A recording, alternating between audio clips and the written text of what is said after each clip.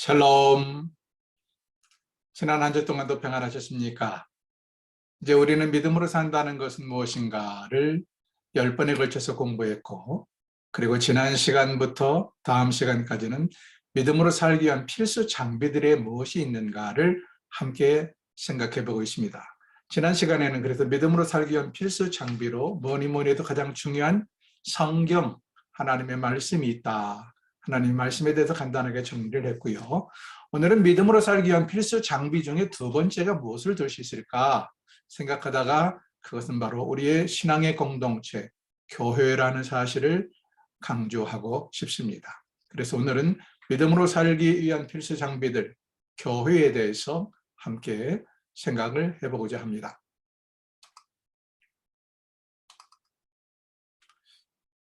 자, 믿음으로 살기 위한 필수 장비들, 교회에 대해서 함께 생각해 보려고 하는데요. 교회란 무엇이냐? 영적인 가족 공동체다. 이렇게 정의를 할 수 있겠어요. 교회란 무엇이라고요? 영적인 가족 공동체. 우리에게는 많은 공동체들이 있습니다. 가장 중요한 것이 혈연으로 맺어진 가족이라는 공동체가 있죠. 또 뭐 회사에 가면 이익 집단을 따라서 만들어진 여러 가지 회사 공동체, 뭐 또 친구의 공동체 등등이 많이 있는데 그 중에 가장 끈끈한 것이 가족이죠. 피는 물보다 진하다고. 가족의 공동체가 가장 끈끈합니다. 그런데 교회란 무엇이냐? 바로 영적인 가족 공동체다. 이렇게 정의를 할 수가 있겠습니다. 다시 말하면 교회가 얼마나 중요한가를 반드시 인식을 해야 한다 하는 것입니다. 믿음 생활하는 사람들 중에서 이 교회에 대한 생각이, 교회의 중요성이 없는 사람들이 참 많이 있습니다. 심지어는 무교회주의자들도 있죠. 일본의 우츠무라 간조, 또 우리나라의 함석헌 선생님, 이런 분들은 참 무교회주의자로 유명한 사람들이에요. 훌륭한 면도 있지만 그분들의 결정적인 결함은 무엇이냐? 영적인 가족 공동체를 중요하게 생각하지 않았다는 것입니다. 그것은 온전한 성도라고 말할 수가 없고, 그리고 믿음으로 사는데 큰 결함을 가지고 있었다라고 저는 말하고 싶습니다. 자, 여기서 말하는 교회란 무엇이냐? 교회가 무엇이죠? 헬라어로는 에클레시아라고 그러죠. 에클레시아. 따로 불러서 세운 집단, 공동체를 말해요. 다시 말하면 우리 모두가 다 죄악 가운데서 죽어 있었던 백성들입니다. 진노의 자녀들이었어요. 그런데 예수 그리스도께서 우리를 선택하셔서 그 죄악의 집단에서, 진노의 집단에서 건져냈어요. 건져내서 우리를 따로 불러 세운 공동체가 바로 이 교회라는 공동체입니다. 때문에 교회에 대해서 무슨 조직신학적으로는 가견적 교회, 불가견적 교회, 눈에 보이는 교회, 눈에 보이지 않는 교회 등등 여러 가지 무형의 교회, 유형의 교회 등등을 이야기를 하는데, 그런 말을 떠나서 교회란 무엇이냐? 이것만은 분명히 기억하십시오. 교회는 건물이 아니다. 따라하세요. 교회는 건물이 아니다. 교회는 건물이 아닙니다. 우리 머릿속에는 늘 교회하면 제일 먼저 떠오르는 게 교회당, 어떤 모임을 위해서 가지고 있는 집, 건물을 자꾸 교회라고 생각하는데 그것은 교회당입니다. 옛날에 시골 교회에 가면은 무슨 교회 예배당이라고 이렇게 간판이 써 있어요. 무슨 교회 예배당. 그게 정확한 표현입니다. 그 건물은 교회가 아니고 건물은 예배를 위한 예배당입니다. 요즘은 교회라는 건물 안에서 예배뿐만 아니라 각종 성경 공부나 친교회 모임 등등 여러 다양한 유형의 모임이 생기기 때문에 예배당이라는 말보다는 좀 더 폭을 넓혀서 교회당 뭐 이렇게 붙여야 맞겠죠. 그러나 옛날에는 단순했잖아요. 예배당이라는, 교회라는 건물 안에서 이루어진 일은 주로 예배였습니다. 그래서 무슨 교회 예배당 이렇게 이름을 지었던 것입니다. 그러니까 건물은 예배를 드리기 위한, 또는 성도로 부름받은 그 기능을 감당하기 위한 집회의 장소이지, 모임의 장소이지, 그 건물 자체가 교회는 아니다. 교회는 뭐예요? 영적인 가족 공동체, 범죄한 집단에서, 죽음의 집단에서 건져내서 하나님께 따로 세운 그 공동체 자체를 교회라고 그런다 하는 것을 꼭 기억을 하시면서 교회가 얼마나 중요한가를 우리는 이 시간에 인식해야 하겠습니다. 하나님 말씀을 보십시오. 그러므로 이제부터 너희가 유인도 아니요 손도 아니요 손님도 아니요 오직 성도들과 동일한 시민이요 하나님의 권속이라. 예수 그리스도께서 우리를 따로 불러서 세운 우리의 집단은 우리가 외인도 아니요 손님도 아니요 성도들과 동일한 시민이요 하나님의 한 백성이라 이렇게 말씀을 하고 있습니다. 그래서 저는 이것을 우리는 하시 가족이다 이런 표현을 자꾸 쓰는 것입니다. 물론 그 말에 어폐가 있어요. 김씨, 이씨, 박씨 하듯이 무슨 하시가 있느냐라고 말하지만 우리 가족 공동체의 중요성을 강조하기 위해서 저는 방주교회 하시 공동체, 하시 가족이라는 말을 즐겨 씁니다. 또 이런 말씀도 있죠. 표준 세번역으로 디모데전서 3장 15절을 읽으면 그대로 하여금 하나님의 가족 가운데서 사람이 어떻게 처신해야 하는지를 알게 하는 것입니다. 우리가 그렇게 해서 하나님의 가족이라고 말하잖아요. 저 이 하나님의 가족을 저는 제 나름대로 표현으로 하시 가족 이렇게 표현을 한다니까요. 자, 그 가족은 하나님의 가족은 살아계신 하나님의 교회요. 하나님의 가족이 바로 하나님의 교회라는 거예요. 교회란 뭐냐? 하나님의 가족의 모임 그 자체를 교회라고 한다. 참고로 요즘 그 무슨 안상웅 증인이가 커져가면서 이름을 바꿨죠. 뭐 하나님의 교회라고. 이 하나님의 교회라는 말이 여기 디모데전서 3장 15절에 나와 있는 말입니다. 사실은 참 아름다운 말인데 매우 성경적인 말인데 이단 집단들이 쓰다 보니까 하나님의 교회라는 말이 좀 그 의미를 우리가 꺼리하게 되었을 뿐이지 하나님의 교회라는 말 자체는 완전히 성경적이고 전혀 틀린 말은 아닙니다.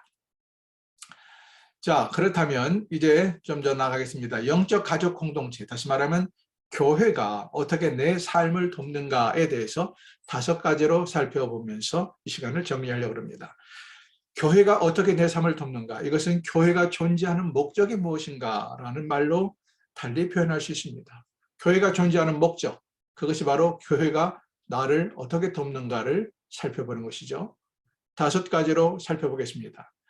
영적 가족 공동체, 즉 교회가 어떻게 나의 삶을 돕는가. 5가지. 교회의 존재 목적. 이미 우리는 우리 교회에 등록하면 제일 중요한 것으로 교회의 존재 목적, 우리 교회가 존재하는 목적이 무엇인가 해서 5가지를 배웁니다. 예배, 교육, 교제, 선교, 전도. 그 다음에 또 하나 뭡니까? 봉사. 이 5가지. 물론 단어를 조금씩 다르게 표현할 수 있지만 이 5가지가 가장 중요하고 그래서 교회에 올라오다 보면 계단에도 그것을 써붙였습니다. 하나씩.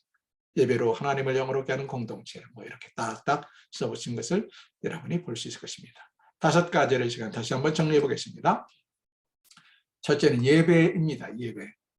예배. 하나님께 초점을 맞추고 살도록 돕는 것이 예배입니다. 예배는 무엇이냐? 하나님께 우리의 모든 삶의 초점을 맞추고 살도록 돕는 것이 예배다. 그러니까 교회당에 오셔서 하시 가족들이 함께 모여서 예배를 드리는 것이 왜 중요하냐?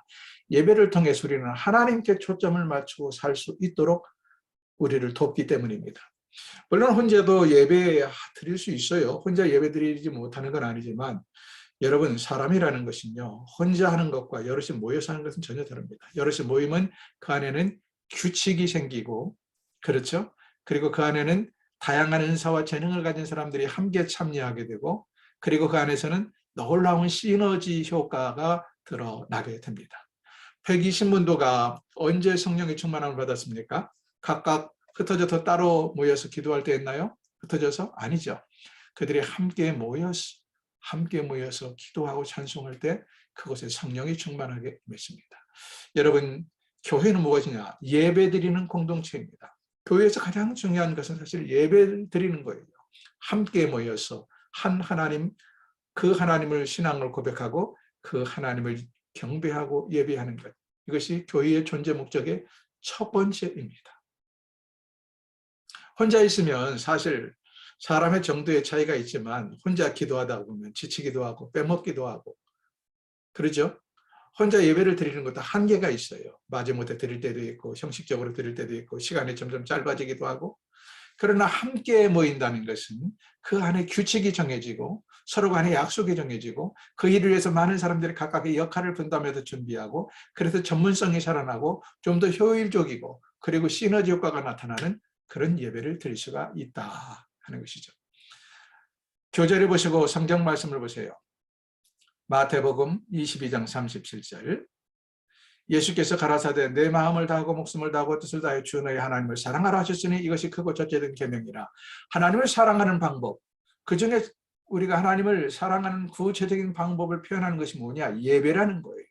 우리의 삶을 드리고 우리의 물질을 드리고 우리의 시간을 드리고 우리의 생애를 드리고 이 예배. 그래서 교회의 존재 목적, 예배로 하나님을 영화롭게 하는 것, 이것이 가장 중요합니다. 우리가 예배당에 모여서 해야 될 일이 무엇이냐? 그리고 우리가 믿음으로 살 수 있도록 우리를 돕는 필수 장비가 무엇이냐? 교회당에 모여서 함께 예배하는 것입니다. 두 번째는 교제입니다. 교제. 삶의 문제를 해결할 수 있도록 돕는다. 자, 우리는 교제하면 친교, 비슷한 말로 친교를 떠올리죠. 그러나 조금 엄격하게 구분하면 친교는 글자 그대로 단순히 친해지고 뭔가 이렇게 그냥 시간을 보내고 웃고 즐기는 것이라면, 교제는 서로를 보듬어주고 서로를 격려하고 서로를 자극주고 서로에게 모자라는 것을 채워주고 하는 좀 더 광범위한 의미가 있습니다. 교회는 단순히 모여서 친교하는 곳이 아닙니다. 무슨 뭐 남전도회, 여전도회 이름만 전도회로 걸어놓고 친교를 하잖아요. 그 자체를 나쁘다고 말하는 것이 아니라 단순히 교회는 그런 것만을 위한 곳이 아니에요. 교회는 오히려 훨씬 더 깊고 폭이 넓어서 지체들 간에 서로 부족함을 채워주고 서로를 위해서 격려해주고 서로를 위해서 기도해주고 또 잘못하면 서로를 따끔하게 야단도 치고 붙잡아주고 그러면서 함께 어떤 문제든지 해결해 나아가도록 도와주고 그 사람이 점점 더 성숙하고 성장한 사람이 되도록 도와주는 공동체. 이것이 교제입니다. 교제. 하나님 말씀을 보십시오. 노트 보시겠습니다. 데살로니가전서 5장 10절 시작. 예수께서 우리를 위하여 죽으사 우리로 하여금 깨든지 자든지 자기와 함께 살게 하셨느니라. 그러므로 피차 권면하고 피차 덕을 세우기를 너희가 하는 것 같이 하라. 자, 피차 권면하라. 그리고 피차 덕을 세우라. 이게 뭐냐? 이게 바로 교제입니다. 친교는 이런 게 없어요. 상대방이 듣기 싫은 소리 안 하고 괜히 간인섭 안 하고 책망 안 하고. 그러나 교제라는 것은 서로를 뜨겁게 사랑하기 때문에 잘못한 것은 서로 책망도 하고 또 부족한 것은 그저 겉으로만 걱정하는 것이 아니라 실제로 돕고 나누고 세워주고 깎아주고 이러면서 삶의 문제를 해결해가는 것입니다. 이것이 진정한 가족이기 때문에 가능합니다. 하나씨의 가족이 아니라면 교제가 이루어지지 않아요. 우리가 함부로 남의 사생활에 간섭하면 뭐라고 말합니까? 네가 뭔데 내 사생활에 간섭해. 이렇게 배제하고 언짢아 하거든요. 그러니까 진정 우리가 하씨 가문의 한 가족이라는 것이 전제가 될 때 그래야 교제가 제대로 이루어진다는 것입니다. 가끔 보면 무슨 목장 모임에서 나눔이 전혀 이루어지지 않고 그냥 앉아서 그저 웃고 떠들다가 그냥 형식적으로 남에게 흠잡히지 않을 이야기만 하다가 흩어지는 그런 목장 모임들을 많이 보는데 그것은 진정한 교제가 아닙니다. 마지막으로 말하노니 베드로전서 3장 8절도 보세요. 마지막으로 말하노니 하면서 베드로가 마지막으로 지금 권면하는데 너희가 마음을 다하여 같이하여 체휼하며 형제 사랑하기를 형제를 사랑하며 불쌍히 여기며 겸손하라. 이 체휼한다, 동정하며 안타까워하라는 거예요. 서로 마음을 같이하여 지체의 부족함을 보며 아파하고 안타까워하고 도와주라. 그리고 사랑하라. 서로를 불쌍히 여기라. 겸손히 여기라. 이게 바로 진정한 교제의 모습인데 이 교제가 어디서 이루어지느냐? 교회라는 공동체 안에서 하씨 가족들이 공동체 안에서 이런 교제가 이루어져야 된다. 그럴 때 우리가 정말 믿음이 더 성숙하고 믿음으로 산다는 것에 보람과 의미를 느끼게 되겠지요. 세 번째는 뭘까요? 훈련 또는 교육. 물론 교육과 훈련은 조금 차이가 있죠. 교육이라는 것은 단순히 지적인 거라면 훈련은 단순히 지적인 것이 아니라 삶의 변화까지 유도하는 실적인 것이 되겠습니다. 훈련.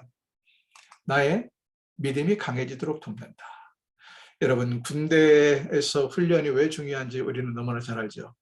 요즘 군인들은 이제 훈련이 약해져서 가끔 보면 군대 내에서 문제도 많이 야기되고 하는데 군인은 훈련을 받아야 됩니다. 그러죠? 훈련을 받아야 총도 쏠 줄 알고요. 훈련을 받아야 군인다운 면모를 갖게 됩니다.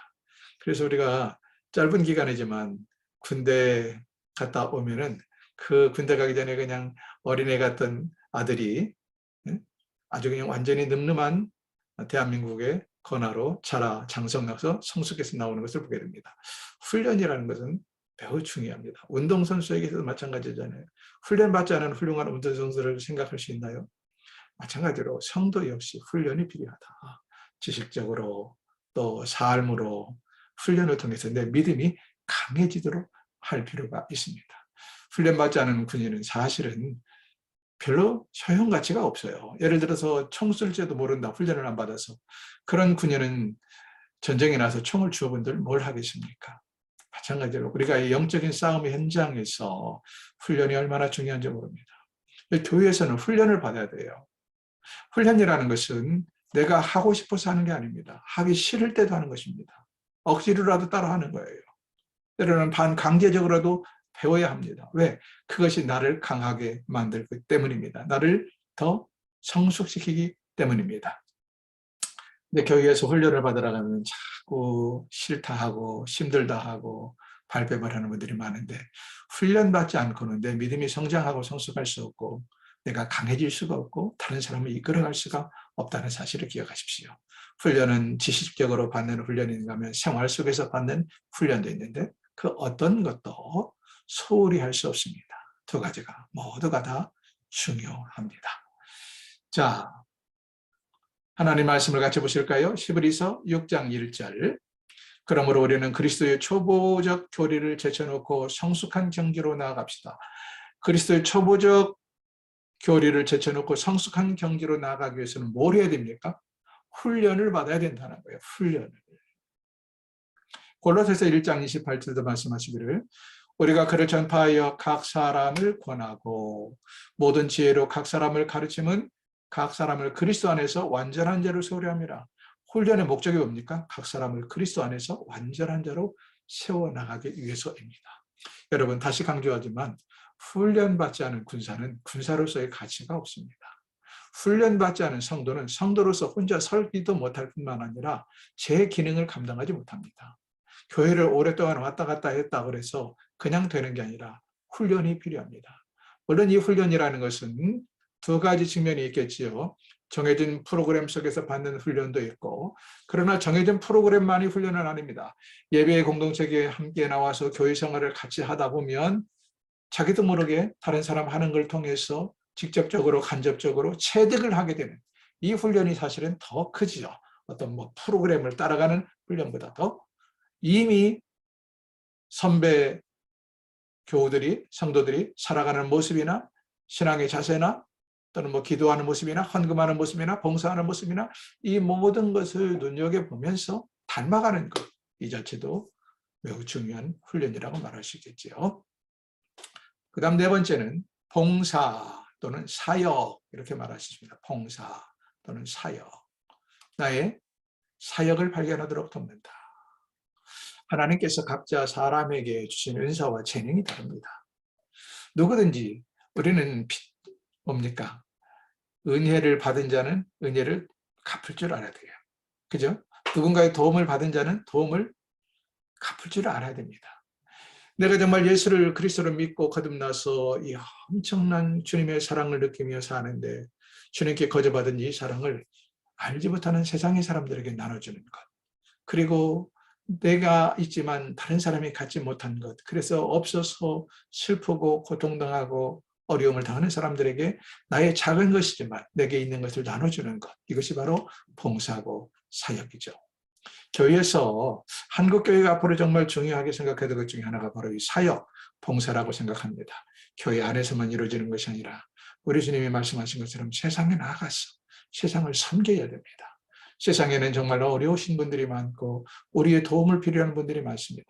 내가 모든 것이 넉넉하기 때문에 남들도 다 나처럼 넉넉하게 살 것이라 생각하시면 안 됩니다. 하다못해 허들에 물건 하나도요.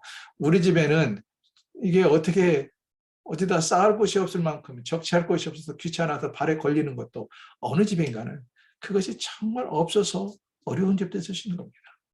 내게는 아무것도 아닌 손재주지만 누군가는 그 손재주가 없어서 발을 동동 구르는 사람이 있다는 것입니다. 옛날에 제가 어렸을 때 기억이 나네요. 동네 할머니가 한 분이 아니 세상에 그 대바늘 있잖아요. 이불 꼬매는 큼직한 대바늘. 대바늘을 가지고 햇빛에 나와가지고 그 바늘을 끼워야 되는데 그 바늘 끼로 실을 못 껴가지고 계속 옆으로 이러는 거예요. 옆으로. 어린 제 마음에 아니 할머니 저걸 못 낄까? 어린이들 눈이 워낙 좋아도 보통 좋은 게 아니잖아요. 작은 실바늘에도 실을 끼는데 그 큰 대바늘에 그 실을 못 껴가지고 계속 옆으로 이러는 거예요. 그래서 결국 할머니가 어린 손자들의 도움을 우리처럼 어린 손자들의 도움을 받아서 이 바늘에 실을 끼더라고요. 여러분 눈 밟고 손이 떨리지 않는 우리 나에게는 그게 아무것도 아니었지만 할머니에게는 눈도 어둡고 손도 떨리고 그 대바늘에 실 하나 끼는 것도 그렇게 어렵더라 하는 것입니다. 이것이 바로 봉사입니다. 나의 별것 아닌 거지만 나의 작은 시간, 나의 작은 재능, 나가 먹고 남은 어떤 쓰다 남은 물건, 이 모든 것들이 누구에겐가는 절실하게 필요로 한다 이것이죠. 그것을 나누는 것. 이것이 바로 봉사입니다. 에베소서 2장 10절에 보세요. 우리는 그의 만드신 바라 그리스도 예수 안에서 선한 일을 위하여 지으심을 받은 자니. 왜 지음을 받았어요? 선한 일을 위하여 지음을 받았다. 그러므로서 이 선한 일이 뭡니까? 남을 돕고 섬기는 것입니다. 오늘 우리말로 말하면 봉사요, 사역이라고 말할 수 있습니다. 마지막 5번째는 전도, 선교입니다. 선교와 전도가 어떻게 다르느냐? 칼로 물베기입니다만은 그걸 가장 쉽게 선교와 전도를 나눈다면 동질 문화권, 동질 언어권, 동종의 민족들에게 복음을 전하는 것은 전도라고 말할 수 있어요. 그러면 선교는 이질 문화권, 이질의 언어, 다른 언어를 쓰는 사람들, 또 다른 나라의 사람들에게 복음을 전하는 것을 선교라 이렇게 규정을 짓는 것이 가장 편안한 방법입니다. 옛날에는 우리나라가 다민족, 아직도 다민족 국가는 아니지만 많은 다양한 제3세계 사람들이 우리나라에 이제 들어와서 살잖아요. 그래서 요즘은 이제 우리도 단일민족이라는 말을 좀 하기가 조금 어려워졌습니다. 아마 가면 갈수록 더 많은 다문화, 그 다문화라는 말을 많이 쓰죠. 다문화. 더 많은 제3세계의 사람들이 들어와서 우리나라에 살게 될 겁니다. 그들은 언어도 다르고 피부도 다르고 음식도 다르고 문화도 다르고 심지어 종교도 달라요. 그죠? 그래서 옛날에는 그런 우리 순수한 민족, 우리 단일 민족 사람들이 거의 주를 이루고 살았기 때문에 우리에게는 해외에 나가야만 선교라고 생각을 했어요. 왜? 해외에 나가야 다른 언어, 다른 문화, 다른 인종을 볼 수 있잖아요. 그러나 요즘은 이 다문화 사이에서 우리나라 안에도 많은 다른 언어, 다른 문화, 다른 인종들이 들어와 살고 있기 때문에 다른 민족들이 들어와 살기 때문에 우리나라에서도 사역하는 분들 중에 선교 또는 선교사라는 말을 많이 쓰기도 합니다. 자, 선교란 나의 재능을 이루도록 돕는다. 여러분, 내게는 여러 가지 재능과 은사가 있습니다. 이제 우리가 거저받은 이 사랑을 나눠줘야 되는데 선교는 우리의 삶의 전반에서 이루어져야 되기 때문에 그 무엇이든지 다 필요해요. 무엇이든지. 무슨 선교사 하면 협의의 의미로 아주 가장 좁은 의미가 목사 선교사를 생각하거든요. 목사들처럼 말씀을 전문적으로 배우고 익혀서 말씀을 가르치는 사람. 그러나 사람이 살아가는 데는 그것만 가지고 사는 게 아닙니다. 우리 사람의 삶의 영역은 모든 재능이 다 필요해요. 직업도 모든 직업이 다 필요하고요. 그래서 지금은 선교사라고 말할 때 오히려 이 목사 선교사보다도 평신도 선교사, 전문인 선교사들이 훨씬 더 다양하게 사역을 하는 세상입니다. 해외에 나가서도 그런 사람이 필요하고요. 국내에서도 이런 사람이 필요합니다. 지금 우리의 다문화를 이루고 있는 많은 주변의 제3세계 다문화 가정들을 우리가 돕는 것도 보세요. 나의 음식 솜씨로 도울 수 있고 나의 재능으로 도울 수 있고 무엇으로든지 그를 도울 수 있어요. 그러면서 나의 삶을 통하여 복음을 전하고 또 나의 입술을 통하여 복음을 전하는 것입니다. 이것이 바로 선교입니다. 나의 재능을 이루도록 돕는다. 사도 바울이 뭐라고 말합니까? 사도행전 20장 24절을 보십시오. 나의 달려갈 길과 주 예수께 받은 사명, 그 사명이 뭐예요? 은혜의 복음을 증거하는 일. 이것이 바로 사명입니다. 은혜의 복음을 증거하는 일을 마치려 하면 나의 생명을 조금도 귀한 것으로 여기지 아니한다. 우리의 마지막 날까지 해야 할 일은 뭡니까? 우리의 이웃, 그 이웃이 우리 동족, 한민족이 될 수도 있고 또 다문화 가족이 될 수도 있고 또 제3세에 사는 많은 다양한 인종들일 수 있어요. 모든 사람들에게 나아가서 복음을 전가하는 겁니다. 근데 복음을 증거하는데 단순히 입술로만 복음을 증거하는 것이 아니라 삶을 통하여 그들을 섬기며 그들에게 복음을 증거하는 것입니다. 그래서 우리 모두가 사실은 다 선교사가 될 수 있는 자질을 가지고 있습니다. 또 꼭 구태여 시간을 내서 해외에 나가야만 이 일을 감당하는 것도 아닙니다. 선교와 전도 이를 통하여서 나의 재능을 이루도록 돕니다. 구태여 꼭 선교가 아니라 전도도 마찬가지죠. 우리 주변에는 5명이 서 있으면요. 대한민국 국민 5명 중에 단 1명만이 교인입니다. 아직도 4명이 예수를 모르는 사람들입니다. 그러니 얼마나 복음을 증거해야 될 대상들이 많이 있냐고요. 이분들을 나의 재능을 가지고 찾아다니며 섬기며 복음을 증거하는 것, 이것이 교회가 해야 할 일입니다. 자, 5가지를 말씀드렸습니다. 첫 번째가 뭐예요? 예배. 교회는 예배의 공동체. 두 번째는 교제의 공동체. 세 번째는 훈련의 공동체. 네 번째는 교제의 공동체. 5번째는 선교의 공동체. 이 모든 것들이 교회가 해야 될 일들인데, 그러므로 우리가 신자로 제대로 살기 위해서는 교회가 얼마나 중요한가를 기억하시고 하시 가족이 함께 모인 공동체인 교회를 결코 소홀히 하지 마십시오. 그래서 아리처럼 경고를 하고 싶습니다. 3가지 경고를 드리고 싶은데요. 첫 번째, 교회는 중요하다는 사실을 다시 한번 인식하십시다. 나와도 그만, 안 나와도 그만이 아닙니다. 요즘 이 코로나 시대에 근 2년 정도 교회를 제대로 모임이 안 되니까 아예 이제는 교회를 안 나오는 것이 익숙해진 분들이 많아요. 아이고 뭐 그거 귀찮게 화장하고 뭐 옷 갈아입고 시간 맞춰서 교회를 가느냐, 그냥 집에서 유튜브로 또는 텔레비전으로 그냥 예배 드리면 되지. 이것은 잘못된 생각입니다, 여러분. 이건 지금 차선책이지 교회는 함께 모여야 되는 거예요. 함께 얼굴을 맞대고 만나서 모이고 함께 나누고 함께 격려하고 함께 자극을 받고 함께 사랑을 나누고 함께 힘으로 서로를 돕고 섬기고 교회는 중요하다는 사실을 다시 한번 기억하십시오. 이게 아니래도 이 코로나가 아니래도 갈수록 사람들이 이제 그 뭐 TV, 텔레비전, 기독교 텔레비전 방송이나 또는 자기 교회를 유튜브로 시청하고 그걸 뭐 예배를 드렸다고 스스로 만족하는 사람들, 스스로를 위로 삼는 사람들이 갈수록 늘어납니다. 여러분, 그것은 우리의 믿음의 공동체를 해치는 것입니다. 그래서 저는 텔레비전 방송, 기독교 TV 방송 같은 걸 별로 좋아하지 않아요. 이것들이 오히려 작은 교회의 공동체들을 더 삼켜버리고 깨트리거든요. 아프고 어쩔 수 없는 그러한 상황이 아니라면 여러분이 섬기는 교회라는 지역교회, 그 지역교회 공동체에 참석하셔서 예배도 드리고 훈련도 받으시고 교제도 하시고 선교도 하시고 사역도 하셔야 됩니다. 교회는 중요하다는 사실을 다시 한번 기억하십시다. 두 번째는 주인의식을 갖지 하는 것입니다. 교회는 멤버십이 있어요. 어느 교회나 우리가 보통 그 등록한다라고 말하죠. 교회처럼 사실 멤버십이 분명한 단체는 없습니다. 그걸 언제 우리가 할 수 있느냐? 공동의회하고 이럴 때 보면 멤버십이 없는 사람은 참석을 못해요. 그리고 그 교회의 일꾼이 될 수도 없습니다. 여러분, 우리가 교회의 멤버십을 가지고 교회에 등록한 신자라면 그 교회의 주인의식을 가져야 됩니다. 주인의식.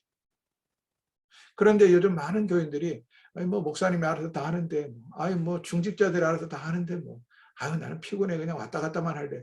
이런 스타일의 신앙을 갖는 사람들, 주인의식이 없는 신자가 너무 많다는 거예요. 그건 지극히 잘못된 것입니다. 분명한 주인의식을 갖고, 주인의식을 갖는다는 건 2가지를 말하죠. 첫 번째는 권리, 두 번째는 의무. 이 2가지를 다 소중하게 생각하고 이행을 해야 합니다. 마지막 경고는 교회에 헌신하지 않은 것입니다. 옛날에 향토 예비군가에 그런 게 있어요. 요즘은 향토 예비군이 없어졌나요?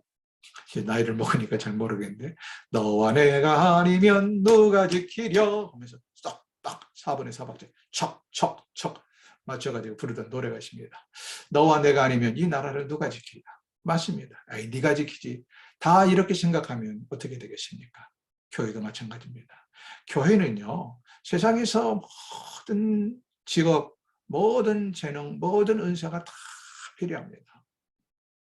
자기 교회를 위해서뿐만 아니라 그것들을 모아서 어려운 이웃을 섬기기 위해서도 필요합니다. 그러므로 교회에 헌신하는 것. 우리 주님께서 나를 위하여 몸바쳐 희생하신 것을 생각한다면 이제는 내가 내 인생의 주인이 아니라 우리 주님께서 주인이시기 때문에 주가 쓰시겠다 말씀하시면 나의 목숨까지도, 나의 시간도, 나의 재능도, 나의 물질도 주께 드리는 일을 아까워해서는 안 됩니다. 교회에 헌신하는 성도, 이런 성도들이 많아질수록 교회는 더 건강하고 교회는 더 부강하고 교회가 본질을 감당하게 됩니다. 오늘은 여기까지 하겠습니다. 수고하셨습니다.